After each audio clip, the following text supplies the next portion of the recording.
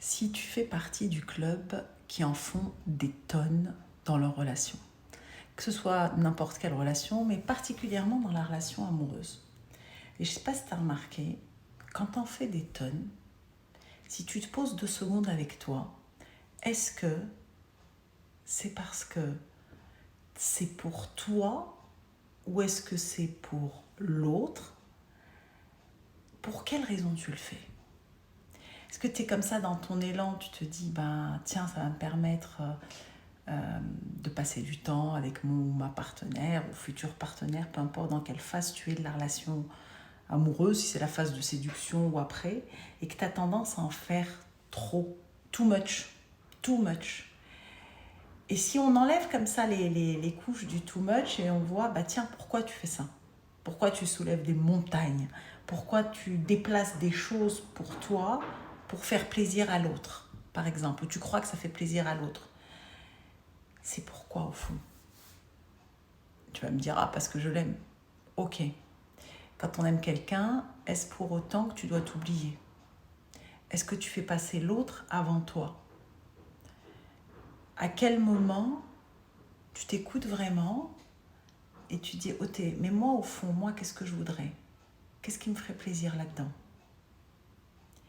Et juste j'attire ton attention parce qu'en vouloir à faire des tonnes, quand on en fait des tonnes, quand on en fait trop, quelque part, tu ne te choisis pas. Quelque part, tu ne te respectes pas. Et peut-être qu'au fond, tu te dis, mais moi, je ne mérite pas vraiment d'être aimée. Je ne sais même pas si c'est conscient, ça d'ailleurs. Parfois, ce n'est pas conscient, cette merdouille-là. Je ne mérite pas d'être aimée et j'ai besoin d'en faire des tonnes pour qu'on m'aime. Tu vois, il y a une différence entre... D'ailleurs, tu as vu ce que je fais à mon nez, un truc qui ne sent pas bon. Il y a une différence entre... Je fais ça parce que j'ai envie de te faire plaisir, ça me fait plaisir. Et il y a des moments où on fait des compromis, évidemment, et on ne fait pas toujours ce qu'on veut, évidemment. On essaie de voir en fonction de l'autre. Et il y a une différence avec « je le fais pour que tu m'aimes ». Je le fais pour me rendre, genre, indispensable. Alors, je te rassure tout de suite, il n'y a personne qui est indispensable sur cette terre. La terre, elle continue à tourner, elle continue à avancer. Et parfois, on le fait par peur. Tu sais, par peur de perdre la relation, par peur de perdre l'autre. Et si on regarde ça ensemble, si j'ai peur de te perdre, si j'ai peur de ne pas être assez pour toi, c'est qu'au fond, ce pas assez, c'est qu'entre toi et toi, tu ne te sens pas assez. C'est qu'entre toi et toi, tu ne reconnais pas la personne géniale que tu es. Et que si cette personne-là, elle ne voit pas ta valeur, quelque part parce que tu ne la vois pas, mais on va dire si elle ne la voit pas, si elle passe à côté de toi dans cette histoire, si elle met pas, elle n'est pas complètement dedans, c'est que quelque part cette personne, soit elle n'est pas dispo entre elle-même et elle-même, soit tu n'es pas la personne qu'il lui faut, soit elle sait pas que tu es la super personne qu'il lui faut.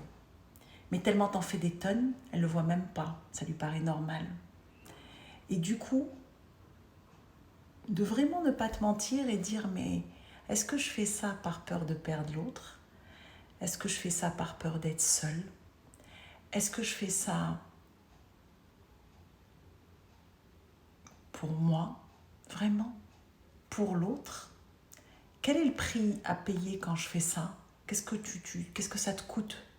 Tel ou tel comportement, tel ou tel acte? Qu'est-ce que ça te coûte, toi? Est-ce que tu te fais passer en dernier dans cette histoire? Et si c'est le cas, tout va bien, on est humain, on passe tous par des moments comme ça. Moi, la première. Et donc, si c'est le cas, c'est de se dire, ok, je me centre un moment dans mon cœur, on va le faire ensemble. Tu respires, tu te mets dans le cœur, et tu prends cette partie de toi qui a peur au fond, celle qui est pas, se sent pas assez, peur d'être rejetée, peur d'être abandonnée, peur d'être seule, peur de ne pas y arriver, toutes les peurs du monde qu'on a tous, en fonction des personnes, en tout cas des moments, peur de manquer du lien, d'attention, d'argent, de tout, peur de manquer de tout. Et bien là, je t'invite à accueillir cette partie de toi qui a peur et de lui donner beaucoup d'amour, mais beaucoup d'amour. Imagine que tu la serres là dans tes bras et que tu lui dis tout va bien, tout va bien. Tout ça n'est qu'une illusion qui s'est construite avec tes bobos à toi du passé. Probablement pour vivre ça, c'est que tu as dû connaître du rejet ou de l'abandon, en tout cas inconscient ou conscient. Ou toute autre blessure d'ailleurs, ça peut être l'humiliation, de l'injustice, la non-reconnaissance, la trahison. Et que du coup, cette partie qui flippe, elle n'a pas envie de souffrir de ça. Et du coup, pour anticiper ça, elle en fait des tonnes. Mais en réalité, en faisant des tonnes, la personne que tu abandonnes, la personne que tu trahis, la personne que tu rejettes, c'est toi. C'est toi. Tu te rejettes toi-même en faisant ça. Et donc accueille cette partie-là en lui disant « Tout va bien là, je ne te rejette pas ». Toi qui es la personne la plus importante pour toi, tu l'accueilles avec beaucoup d'amour et tu la comprends. Tu ne la juges pas. Tu l'accueilles avec douceur et tu la comprends et tu lui dis je suis là moi pour toi et je serai tout le temps là pour toi et tu es une personne géniale. Par moments, elle ne le voit peut-être pas. Et c'est normal. Et c'est juste normal. On n'est pas tout le temps au tip-top. On n'est pas tout le temps dans cette confiance et dans cette foi. C'est juste de se rendre compte de la scène là et de se dire ok, c'est qu'une scène que je rejoue. Et du coup, tu changes le scénario. Parce que tu sais qu'au fond de toi, tu es amour. Et donc, tu accueilles cette partie avec beaucoup d'amour et beaucoup de douceur. Et tu fais ce qui est juste pour toi. Ne fais pas des tonnes pour des mauvaises raisons. Si tu as envie d'en faire des tonnes parce que tu es pleine de vie, de créa et tu aimes surprendre, amuse-toi et fais-le pour les bonnes raisons. Fais-le parce que tu as juste envie de le faire. Pas pour l'autre, déjà pour toi, sans t'oublier toi. Et pas dans l'optique d'attendre quelque chose de l'autre, parce que ça, c'est les mauvaises raisons.